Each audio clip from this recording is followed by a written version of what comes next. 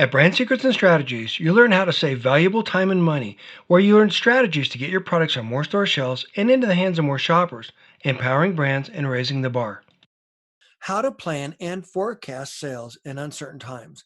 And this could not be more timely. And the reason I wanted to put this presentation out there is because there's a lot of uncertainty in our world.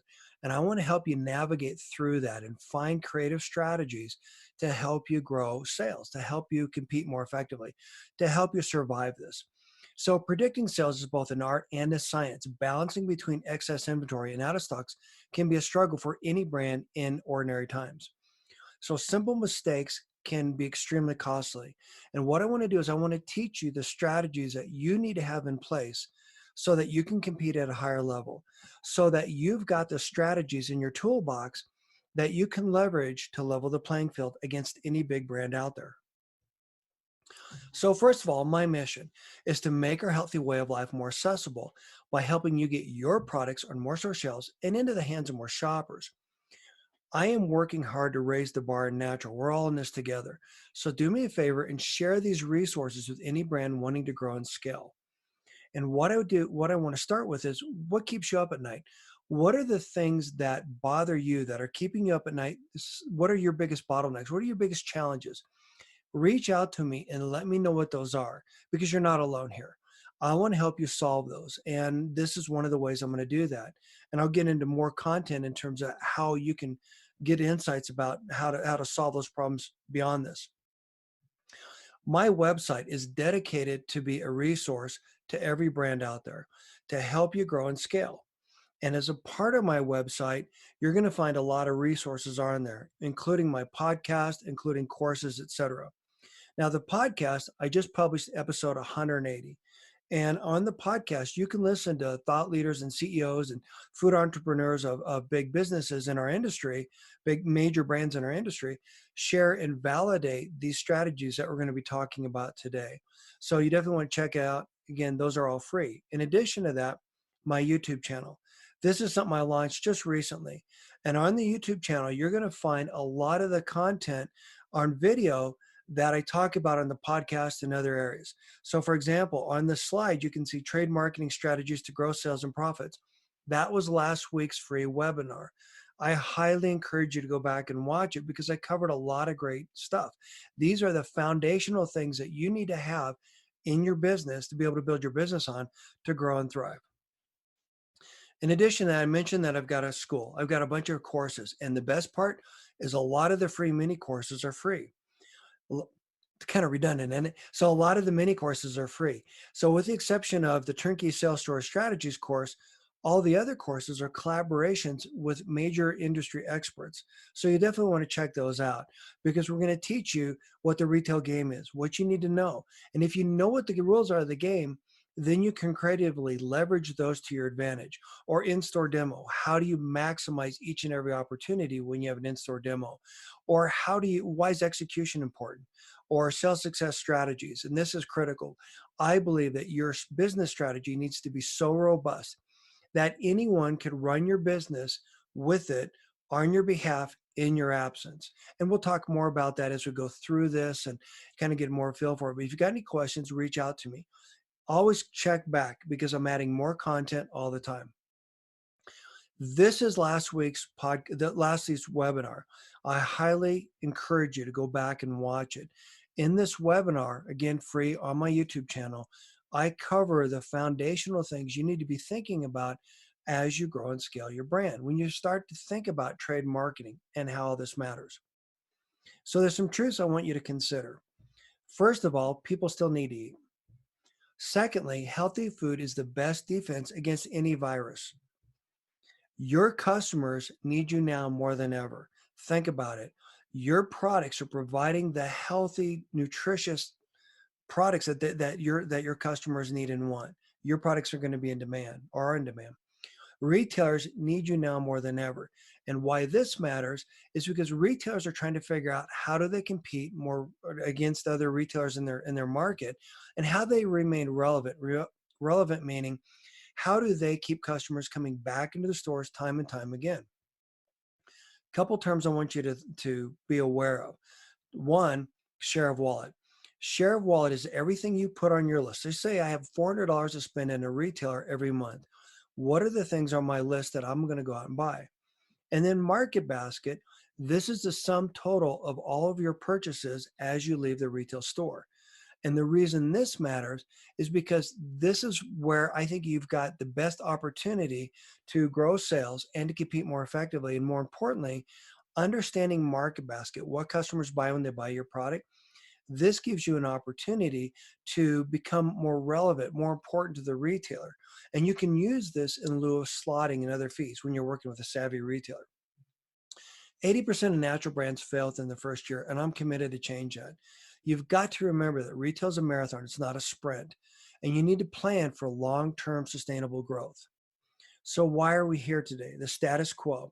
There's a lot of uncertainty in the market, especially today. What do you do? How do you survive? What are you going to do tomorrow? So, I want to provide the confidence. I want to give you the skills that you can leverage confidently to grow and scale your business.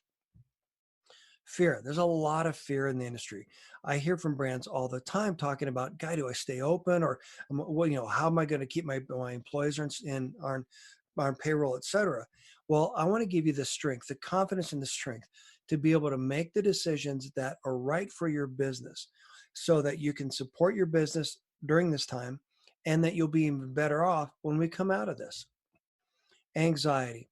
A lot of anxiety out there. And I want to help alleviate some of that anxiety and make you feel calm.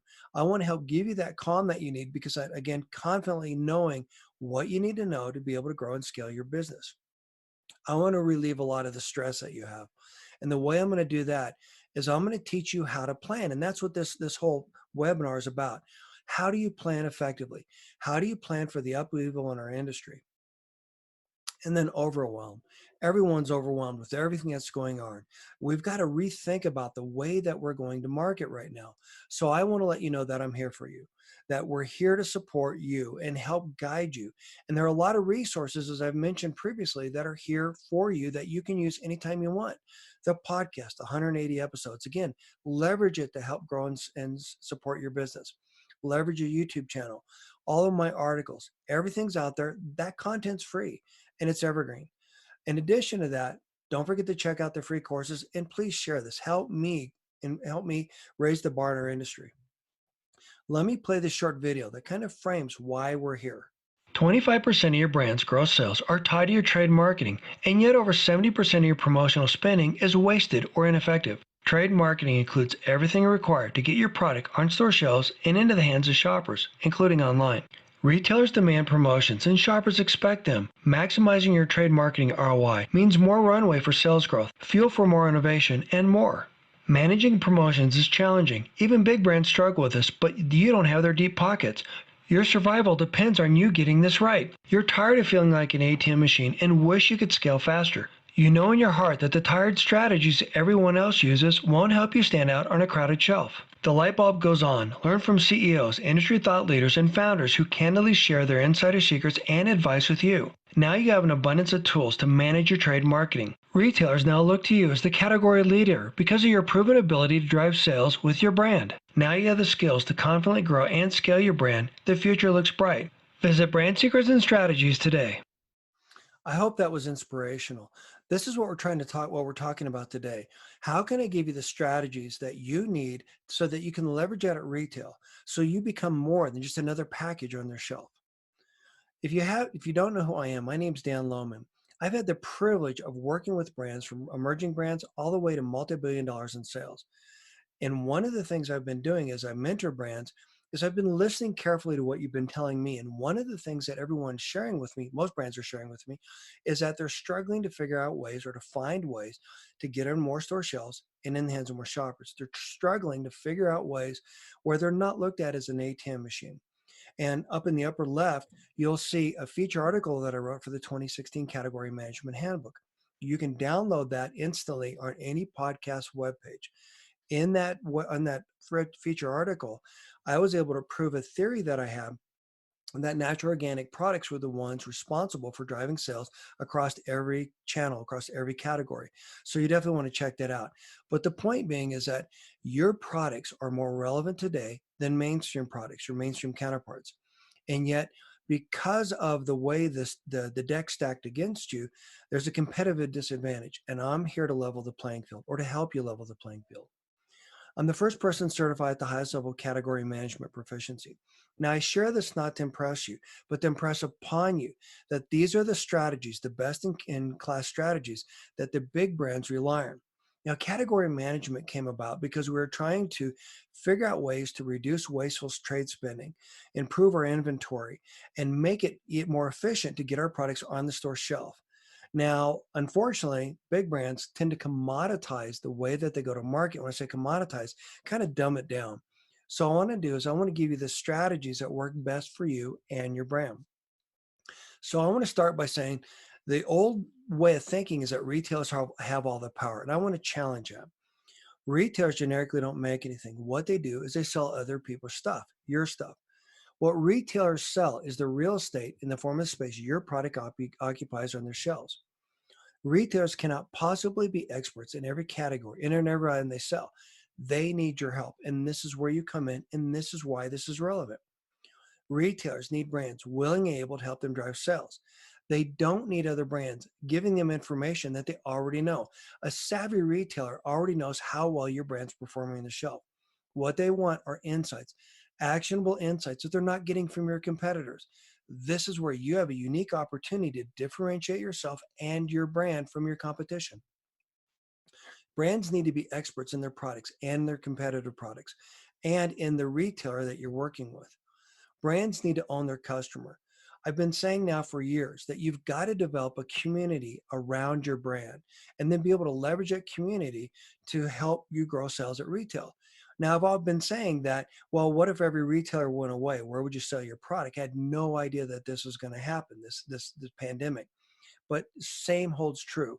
If you can leverage that relationship that you've got with your customer to drive sales in a retail store, that's a win-win for both you and the retailer. Brands need retailers more now than ever. And this is, again, why you matter. This is how I'm going to help you get a distinct competitive advantage compared to other brands. And remember, everything is negotiable, everything. Their big brands don't pay slotting and they don't pay a lot of the fees, the ridiculous fees in some cases that you end up paying. And if we can reduce those fees, then I can put more money back in your pocket so that you can grow and scale your brand. I can give you more runway to grow and thrive. The shopper journeys change, and this is critically important as we're thinking about how do we plan and forecast. Remember, shoppers have virtually unlimited choices as to where they buy your products. You've got to make sure your product's available where they shop. And part of that is making sure you've got enough product on the shelf so that you don't disappoint your customers. And the other part of that is that you've got to make sure that you're providing the right kind of value to your customers in terms of the assortment and everything else. So we'll talk about that more as we go through this. It's all about relevance. And what I mean by relevance is how do you help your retail partner remain relevant against their online threats? In other words, how do you help them keep customers coming back in their store? So let me explain. Retailers want essentially three things: more shoppers in their store, they want a reasonable profit, and they want a competitive advantage in their market. And if you can help your retail partners achieve their objectives, then they will bend over backwards to help you achieve your objectives. Savvy retailers will. This is my secret sauce. This is how I've been able to push brands around like P&G and Frito throughout my entire career. It's worked for my clients, it's worked for me, and it can work for you too. So, what do retailers really want? They need your help. Savvy retailers need your help and your guidance to help them be relevant and also to help them understand what are the trends driving sales in every category, in the products that you buy, and so on. I included this slide in the last presentation, but I thought it was relevant. I wanted to go through it again. So, as you heard in the short video, that 25% of your gross sales are tied to your trade marketing, and yet 70 to 90% of those dollars are wasted. Well, if you look at this chart here, you look at your annual sales and you look at what is your trade marketing, you can see the percentage of that. And then if your estimated waste is 70%, 80%, or 90%, you can see about how much money you're effectively wasting. So what does wasting mean? If I go into a store and I'm going to buy your product and I had planned to buy your product, then you promoting your product is a benefit to me, but it's not an efficient spend of your trade marketing. In addition to that, most brands use the tired old rinse and repeat strategy. So they just simply do what everyone else is doing, like sheep. I want to teach you strategies that are going to help you leverage your brand's the strength of your brand to help your retail partner grow sales. And the way that I'm going to do that is help you maximize each and every opportunity. So for example, instead of going to a retailer and a retailer says, look, I would need you to promote 12 times a year. So you might want to go to them instead and say, you know what? I can't do 12 promotions a year, but I can go deep 5 times a year. And these are the extra resources that I could put against my promotion to make it even more effective. That's a win-win for both of you. These are the kind of conversations I want to encourage you to have. And I want to teach you the skills that you can use to maximize each and every one of these opportunities. So where's your brand on this table? Think about this. Take a good look at this. Where's your brand on this table? And take a look at how much money you could be saving if you were able to reduce or improve your trade marketing ROI. And then what would you do with that extra money? How would you spend it to grow sales? Remember, this can also make you more attractive to retailers and more attractive to investors, etc. These savings compound over time. So what you learn today, you'll be able to leverage and improve upon tomorrow and beyond. And this is where a talented manager comes in. This is where a talented category manager can help you amplify your results and explode sales. So category management, as I mentioned, originally came about because we are trying to find efficiencies to improve the way we went to market because a little retailer called Walmart came along. And as a result, a lot of retailers were consolidating. And because of that, we had to get really efficient and we had to become very strategic. So coined the term true category management. And the reason I coined that term is because when people think about category management, they think about the push button strategies that the big brands rely on. Well, if you think about the guy that landed the plane, the pilot that landed the plane in the Hudson River a few years back, if he had relied on autopilot, most of those people would probably be dead. The same holds true here. No, people won't die because you're not using category management. But the reality is, these skills can differentiate the way you go to market, and these skills can differentiate the way that you compete against other brands, and the way you're able to help your retail partners. So, what is your responsibility? I created my free turnkey sales story strategies course to teach you exactly this. You need to become an expert in your brand, not just 2.3 kids. How does a female head of household, stuff like that, but how do your customers use your products? How do your customers use your product after they take it home? How do they share it? How do they evangelize about it? You need to know your competitors' products. And you also need to be an expert in the retailer that you're working with. And if you know all these things and you become an expert, then you've got something incremental that you can help the retailer with. These are the foundational elements that you need to be leveraging each and every time you work with a retailer. So let's talk about the art and the science of predicting sales. What kinds of data?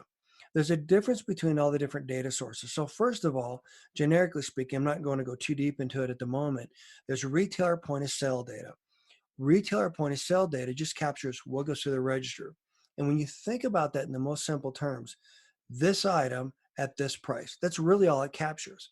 So it doesn't know in terms of, what do you put in the market basket, et cetera, until it starts doing a lot of extra math and so it's putting this information together. Now, one of the challenges is that I'm sure you've been in a situation where the cashier will run several like items, but different SKUs through the register at the same time. Well, syndicated data is what you buy from a third party company like Spence, Nielsen, RI, and they clean that data up because they have math that can help you better understand what's really going on. So in other words, if a customer usually buys an assortment of products, then they can look at that sale where a lot of items to scan through the register, and they can say this is probably what happened instead.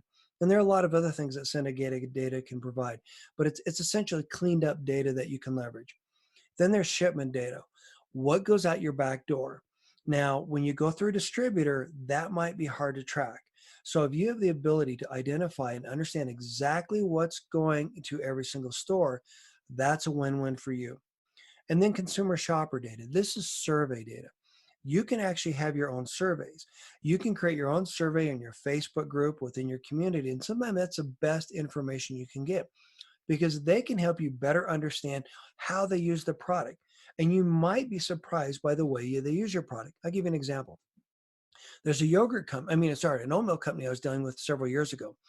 And the oat milk company just thought that they were an oat milk company. But the reality is when they started talking to their customers, they found out that a lot of their customers use their oatmeal as a baby food, a nutritious baby food product. And so they were surprised to know that they were also in the baby food. That's the way their consumers think about it. So these are some of the reasons you want to be thinking about or understanding how your customers use your product. You might be surprised. And by the way, big brands overlook this. So again, this is one part of their Achilles heel. This is where you can differentiate yourself. So where does each type of data come from? Well, I mentioned where the POS data comes from through the register. Syndicated data, the retailers sell that data to the syndicated data providers. They clean it up and then sell it back to you. Shipment data, hopefully you're keeping track of that. If you're not, you definitely need to. Consumer shopper data, there are a lot of different types of data that you can buy or you can do on your own. And I talk about this more in my turnkey sales store strategies course, so definitely take it. Again, it's free. So the pros and cons of each. Well, it depends on what you're trying to measure. What are you trying to accomplish? And I talk about that more in the turnkey sales store strategies on the podcast and etc. So it depends on what your question is. What kind of things do you want to know about how consumers are using your product? The more you know about your consumer, the more you understand the data, the more that you do the research into the way they shop your product, your category, et cetera, the more effectively you're going to be able to maximize your sales. And which is best? Well, that depends on what you're trying to accomplish. And then how do you choose one over the other? Again, that depends on what you're trying to accomplish. And again, I talk about this a lot more in the podcast. So what do retailers really want? Retailers want information that they're not getting from your competition. So learn what your retailer wants and be able to ask those intelligent questions of your data. So some key concepts. Share. Think about how does your brand compete to other brands and then against the market. And then ACV. This is something I talk about in my Know the Health of Your Brand mini course. And the idea behind this is you want to understand how ACV is calculated because this is critically important to you being able to measure your brand against other brands. And the reason that matters is this is the benchmark. This equivalizes all the volume within a market. And this makes it easier for you to better understand how your brand's competing against other brands in the market. This is something that's kind of complicated, so I've got a great video about that in that mini course. And then when you're talking about volume, your sales volume and your unit volume, and you want to know what that looks like, and you want to be able to track that. And then, of course, the opportunity gap, the line in the sand, your ACV, use that as a benchmark. How do you compete effectively against other brands?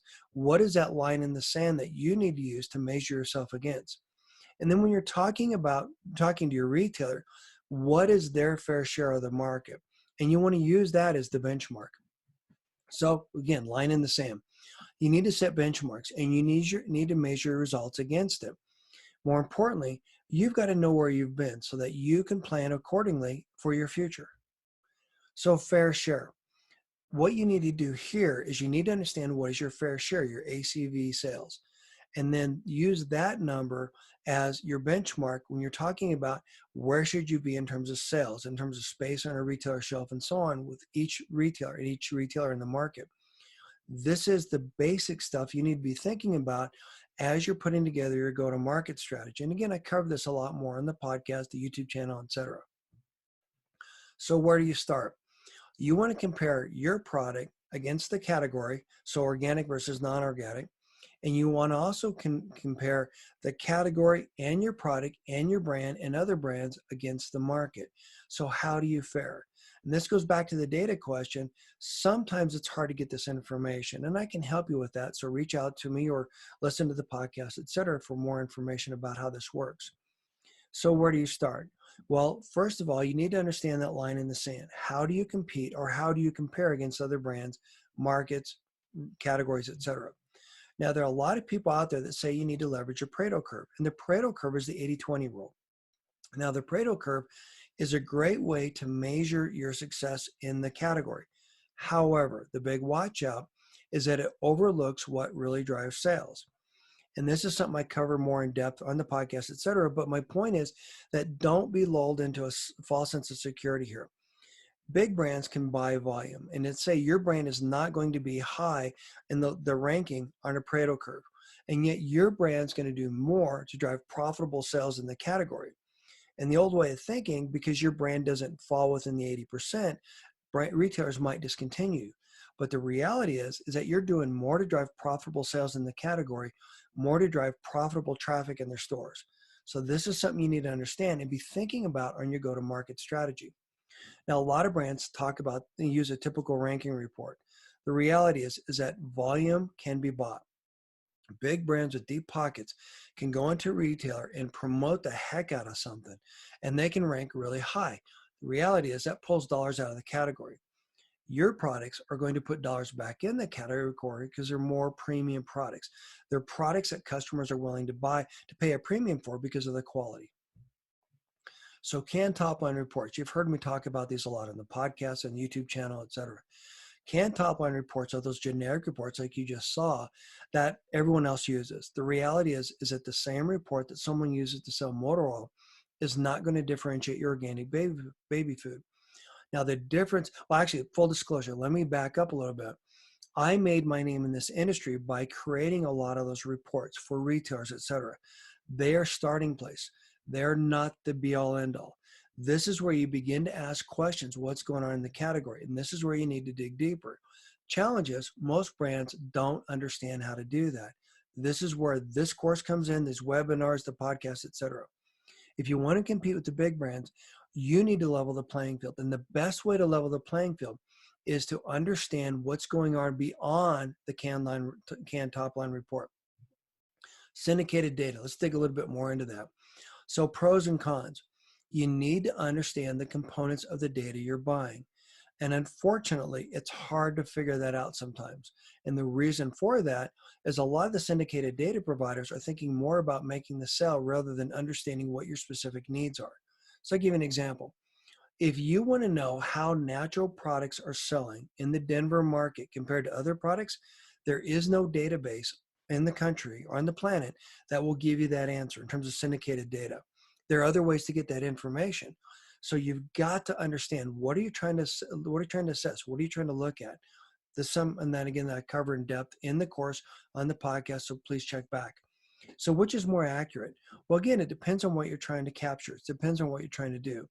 And then how's it generated? Remember I talked about how it's cleaned up? If you look here on this chart, you can see a lot of the measures.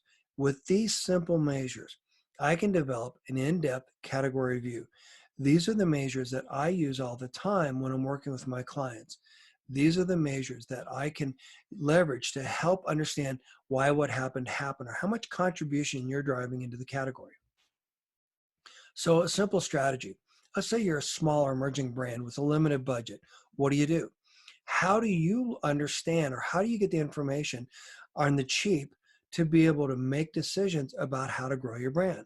Well, one way to do this, a very simple strategy, not scientifically accurate, but it can give you some direction, is go into a lot of the different retailers that have the same kind of customer that your product aligns with and talk to the grocery managers and ask them how much of the products, the different, how many cases of your competitors' products and other products in the category are they stocking a week? Again, it's not scientific, but you can get a feel for what is the takeaway. And then you can use that to kind of benchmark what your forecasting is to be able to understand what is the potential. Online research. You got to be careful about this. This can be very skewed based upon who puts out the information. But again, it's a good line in the sand. You can get a good feel for what the trends are. You'll hear all the time that organic is up, or plant-based is up, etc. This can help you understand what are the underlying trends that you need to be paying attention to. Your broker. A lot of times brokers will share information with you, and this can be great. But keep in mind, you've got to know what you're looking at. That's why these courses, the webinar, and so on. Savvy retail partners. Retailers want to see you succeed. After all, they want to help them grow sales. So savvy retailers will help you understand what's needed in the category. How much of your product do they need to have on the shelf to avoid out of stocks and to keep their customers happy? And then, of course, your community. If you build a community around your brand, then that community will help you know where you have out of stocks, will help you know that your product's not merchandised correctly, will help you know what kind of how much of what they need to buy, they want to buy, etc. And then, of course, other brands. Pay close attention to other brands. I've actually gone into stores before and counted the number of items on the shelf in my competitors' brands in the morning and in the evening to see how many products were sold. And then, of course, syndicated data. Some syndicated data providers will sell a snapshot. A snapshot is a moment in time. That report I showed you a minute ago, you can use this to get a lot of great insights about what's actually selling. And then surveys, consumer data, shopper data, etc. So why does this matter from the brand's point of view? Excessive inventory is expensive. You're wasting a lot of your resources. It's the risk of going out. If you have too much inventory, you're not rotating it properly. A lot of brands fail because they don't manage your inventory properly. There's a risk of it becoming obsolete. You don't want product in the back room or in the warehouse that is going to go out of code before you can use it, or is going to you've got the product and you're not capitalizing on a trim. Storage issues, limited amount of space. Space costs money, and it's difficult to maintain. And it also takes capital away from other items that you need to be other opportunities to grow your brand. Now, when you're talking about from the retailer perspective, similar situation. The issues that they run into is they've got to pay someone to move your product around their back room. And there's a very limited amount, a finite amount of space. So most retailers do not want backstock. And if you can manage this effectively, your planning and your forecasting, so that you don't have out of stocks, but yet you keep your shelf full, that's the win-win. And that's where we want to be able to help get you to. So let's start with the basics. In a perfect world, sales in units, your unit sales, would be parallel and there would be no deviation. Wouldn't that be great? If that were the case, then you wouldn't need me. Life would be great. But the reality is that sales are all over the place. So what are base sales? Base sales are something you need to understand. Base sales are the sales, both in dollars and units, in the absence of any promotion. The reason this matters is because if you can get to your base sales, then you can better understand what your sales trends are. So if you look at this chart and you look at either the blue line or the red line, you can see the dotted line, and that's the base. Those are the sales in the absence of promotion. That takes out the bumps within the data so that you can better understand what your takeaway is so you can plan more effectively. Base sales, by the way, are what you take to the bank. It's what you want to leverage as you're working with a retailer. A lot of brands will go out and promote the heck out of your product. I mentioned that a minute ago. Well, a lot of times you get a big spike in sales, but then that goes away. And if you can grow your base sales over time, that's the win. That's what you need to be paying attention to. So again, in real life, this is what your sales could look like. And you notice on the top, how the top is different than the bottom. So your units are different than the dollars. And that could be because of the way you promote the product or the way you display the product. These are things you need to take into consideration. And these are things that you need to understand. And the better you understand this, the easier it's going to be for you to plan and forecast. So what are some of the things that impact your sales? Well, if you look at this chart, you've got TPRs, temporary price reductions, features. If you're in a retailer's feature, their roto, their weekly magazine, etc., that's a feature. And then the display. Are you on an end cap? Are you in a secondary display? And then if you notice the way that you can combine those, how does that impact your sales? And you need to understand not only how that impacts your sales, but ideally, you want to understand how that affects your competitor sales. And more importantly, if you can, for the pros, you want to understand how that impacts both you and your competitor in the market. And the reason this matters is the more effectively you can understand this, the more effective you're going to be at planning and forecasting. So these are things you need to be thinking about. And then also, by the way, notice how your lift, how much incremental sales you get, are impacted by the different kinds of promotions. We talk more about that in different courses, etc. So this is what I meant, promotional causals. A causal, what caused the promotion to increase? And so if you look at this chart, If I'm using a feature or display or a feature and a display or a TPR only, you can see the relationship between the feature or the display, between the causal and the sales growth and how the price affects it as well. These are things you need to understand. And a lot of this can be a little bit complicated, but this is again where a talented category manager can really help you out. Another thing to think about is seasonality. Now, this is the soup category. And if you think about it, more people eat soup during the colder months. And as you can see here, soup sales increase and then die out or slow down over the summer, over the warmer months. So what is the seasonality effect of your brand and in your category? So when you're planning and forecasting uncertain times, what do?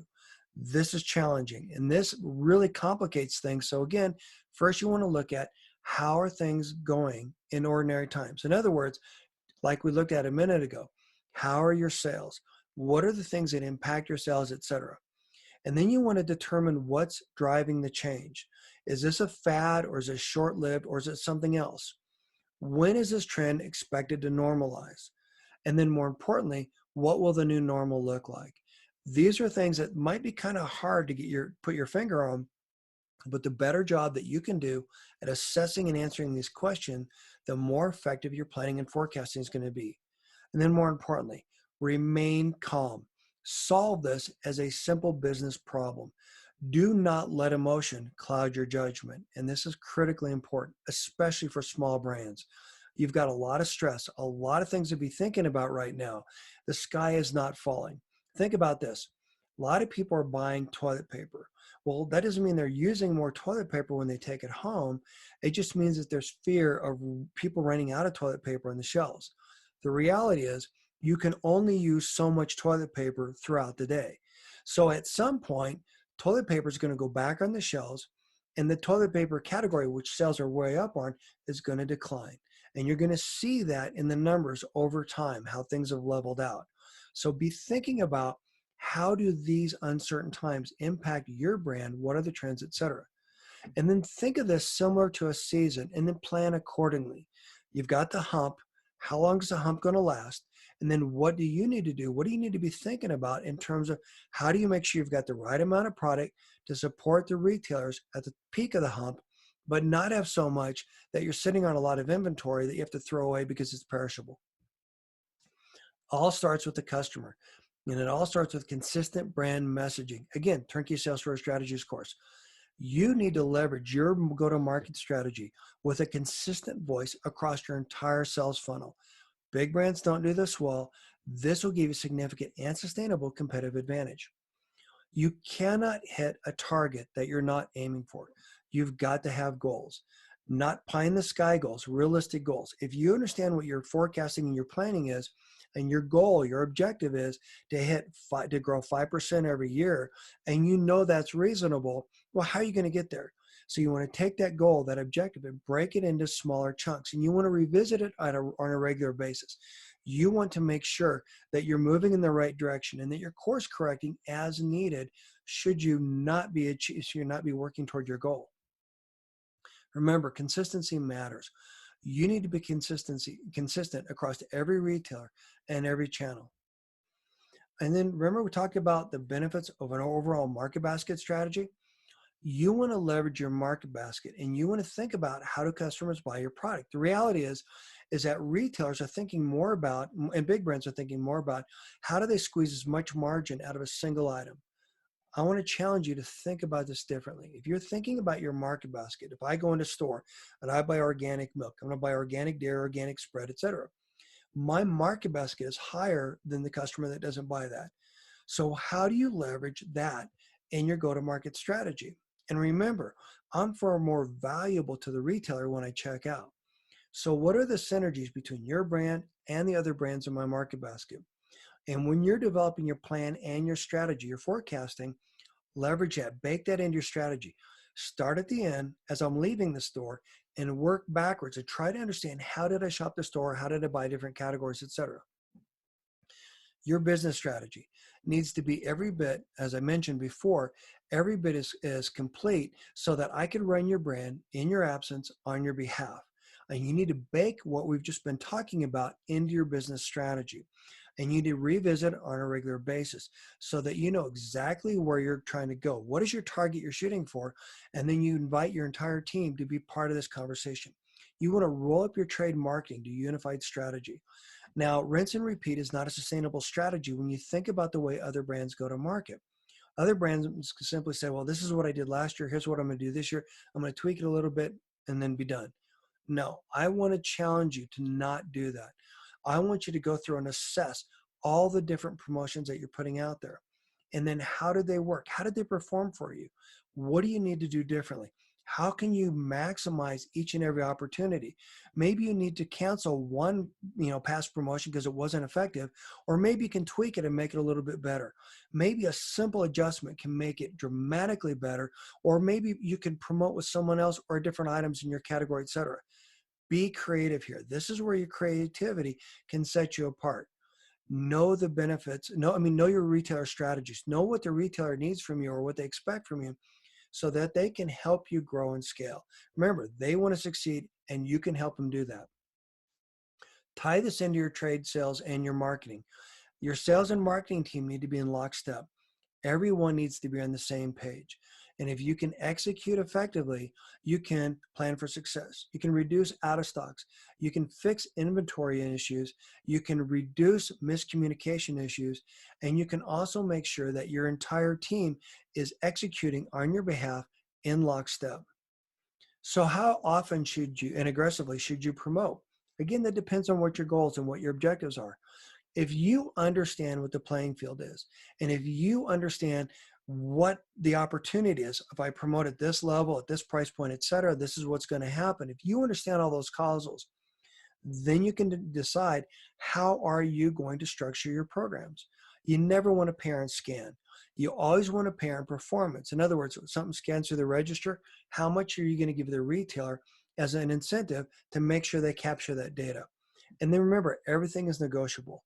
Leverage the insights that you captured from previous promotions so that you can go forward and improve on each one of those promotions in the future. And then partner with your retailers, partner with other brands.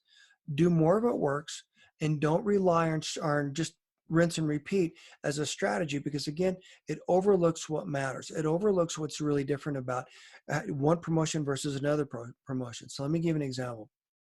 Years ago, when I was working for Kimberly-Clark, there was a retailer that we used to work with where we were able to control how our promotions worked more than a lot of other retailers. And they allowed us to put together some really creative promotions. And as a result, because we just didn't promote every time they turned around and said, hey, we need a promotion, we were able to go deeper in some promotions. And as a result, we were able to get double-digit promotions, double-digit growth every quarter, quarter after quarter, 10%, 20%, 80%, 60%. This is where you add rocket fuel to your growth. And this is where you can differentiate your brand.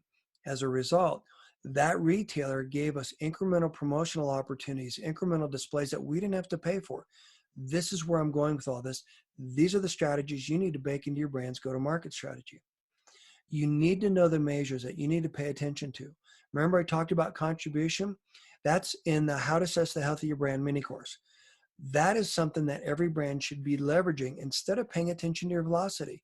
And you need to be paying attention to all the other dynamics of promotions, cause and effect. Why did this happen? Well, what if someone else promotes in the category? How does it impact your sales? Your contribution, again, is how many profitable dollars you bring into the category. In other words, if you promote heavily, your contribution goes down. Brands that don't promote heavily, that sell a lot on base sales, their contribution's higher. Therefore, you're driving more profitable sales to the retailer, to the category, to your brand. This is what the retailer takes to the bank. Now, there are a lot of measures that you need to become familiar with so that you can leverage these strategies. And there's a lot here, but I go through this on the podcast, in the courses, and on the YouTube channel. So you definitely want to check out those additional resources. And I've got some free downloadable guides that also talk a little bit about some of these. Leverage these strategies with your retail partner. Get involved with them, work closely with them, and collaborate with them so that you can maximize each and every opportunity. Remember, they want to see you succeed. So why does this matter? You have an opportunity for increased distribution and preferential merchandising, as I mentioned. efficient trade spending, more runway to support your business. You get to maximize promotions. You become a leader in the category. Leader in the category, by my definition, is any brand willing and able to help their retail partner grow sustainable sales by leveraging the strengths of the unique consumer you drive in the store, and then higher sales and profits. And you can grow happy, loyal shoppers. A lot of people talk about shopper loyalty. Everyone's got a shopper loyalty card. Those are coupons. Loyalty is what you get by helping your customers get what they want and making it easy for them to buy your products. This is where these strategies can differentiate you from other brands and differentiate your retail partners against their competition. Trade marketing essentials. This is a course that I'm working on. I just want to frame it, give you an idea of what I'm coming up, what I'm doing. You can see the course objectives on the actual page itself, on the course page itself. It's going to be soup to nuts, everything you need to know. The course overview is there. And then there's going to be a beta launch. And now I'm an expert in trade marketing, but I'm not an expert in your brand. So if this is something you want to look at, let me know. I'd love to have your help to make sure, to kick the tires and make sure that I'm answering all of your questions. And make sure that I'm addressing all of your challenges. Lifetime access to the course, full access to all current and future content. And one of the things I'm going to do differently than a lot of other courses is I'm going to offer regular office hours. Similar to what we're doing now, only difference is you're going to have ability to ask me questions as we're going through the course, as you're going through the lessons. And then more details on the course page. Check it out. And you can schedule time to talk to me if you're interested at brandsecretsandstrategies.com/30min. So rinse and repeat. Remember, I said don't rinse and repeat. In other words, don't use the tired old strategies. What I am suggesting is now we're going to use the new strategies to help you grow sales, to help you compete more effectively. So that's the end of the presentation. Please do me a favor and type in the chat, what questions would you like me to answer? Where would you like clarification? And remember, you can always schedule time with me if you want to go beyond what we talked about here. And then, of course, the podcast and the YouTube channel, etc. So what questions do you have of me? Okay, I've got a question about what do you do about a product when you're having a hard time working with distributors? So one of the challenges that when you're working with distributors is they don't always give you a line of sight to what's being sold at retail or what's being sold within the market. So if you can do direct shipping, that is a better way, more effective way for you to keep an eye on what's being sold in the market. So if you can, in any way, shape, or form, do direct shipping, that's a better strategy to go to market. More importantly, if you have an opportunity to buy data or to find data, I hate to say that you would have to buy it. I mean, to me, that's ridiculous.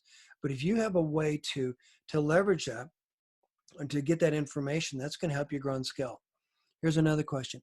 For syndicated data, natural channels often tracked. Is it worth using natural channel or food grocery as a total channel to pull data to show category trends and growth? That's a great question. That is a really great question. So here's the challenge. It depends on who you're buying the data from.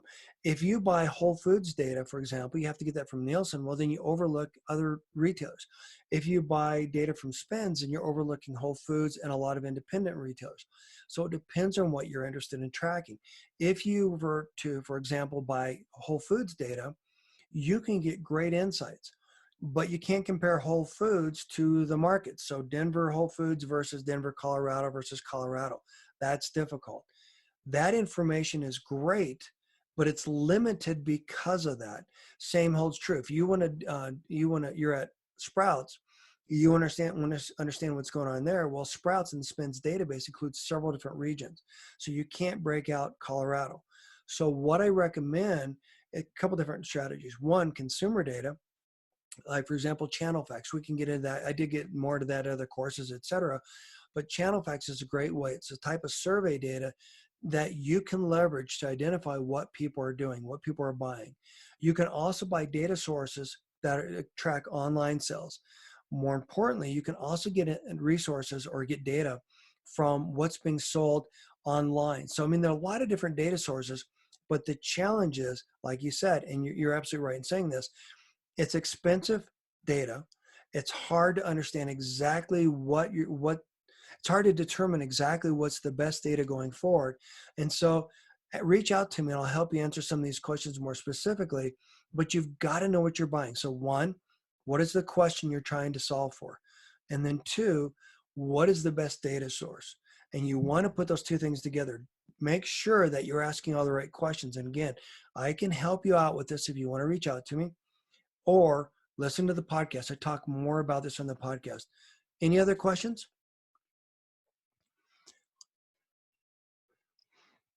Okay, yeah, if you want to, that's great. I appreciate you reaching out to me. So if you want to schedule a call, go to my website, brandsecretsandstrategies.com/30min. So, oops.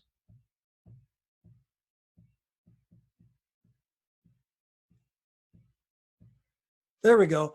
That's how you get a hold of me. That's how you schedule time. So you can get on my calendar and choose a time that's convenient for you. And I'd be happy to help you in any way, shape, or form. And this course that I'm talking about, it's something I've been working on for quite a while. I've been a keynote speaker, a featured speaker on this topic. I've developed reports for, big brands like Kimberly-Clark and other brands. But the reason I'm putting this together is I want to give you the strategies. I want to give you the skills that you need to level the playing field to compete effectively. And I'm going to be covering a lot of that in there. But if you want to reach out to me and have a consultation, it's free. Love to talk to you. Love to learn more about your business and how I can help. brandsecretsandstrategies.com/30min. Any other questions I can answer?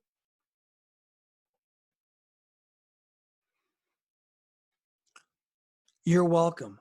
Always here to help you. And remember, I am here for you. This is something new that I'm doing, these webinars. Like I said, not all the content's going to show up on the YouTube channel or anywhere else. So you want to make sure that you stay tuned.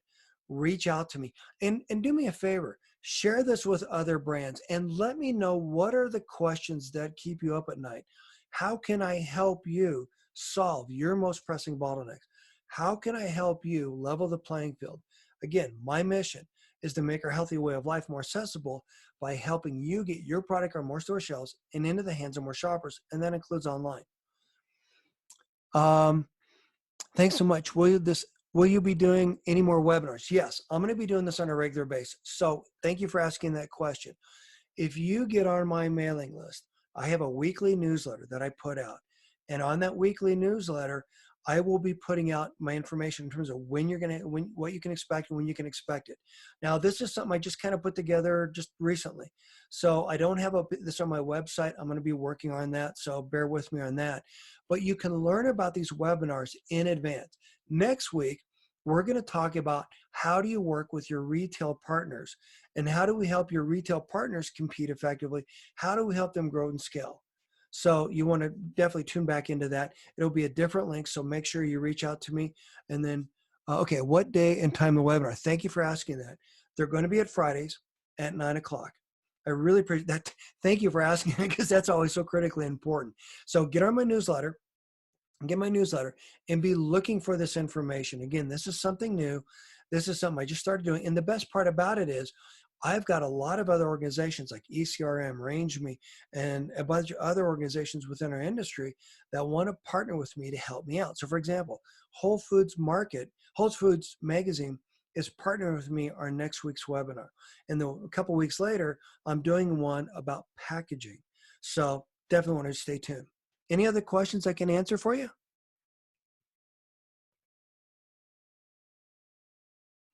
That looks like that's it. I appreciate everyone for being here. Thank you so much. This is why I do this.